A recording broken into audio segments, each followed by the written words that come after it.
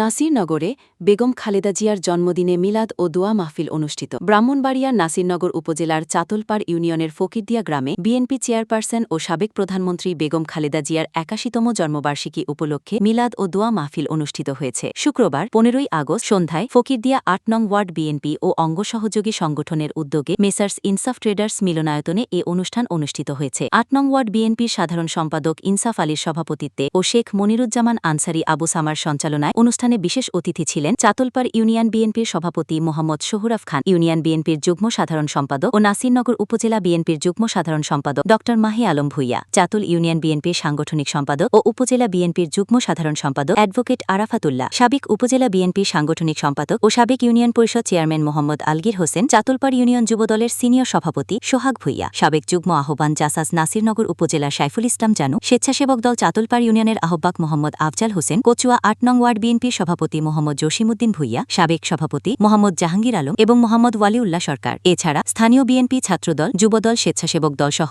অঙ্গ সহযোগী সংগঠনের নেতাকর্মী ও এলাকার গণ্যমান্য ব্যক্তিরা ছিলেন। অনুষ্ঠানে বেগম খালেদা জিয়ার সুস্বাস্থ্য ও দীর্ঘায়ু কামনা করে বিশেষ মোনাজাত করা হয়। দেশের চলমান রাজনৈতিক পরিস্থিতি নিয়ে নেতারা আলোচনা করেন এবং দলকে আরও সুসংগঠিত করার আহ্বান জানান।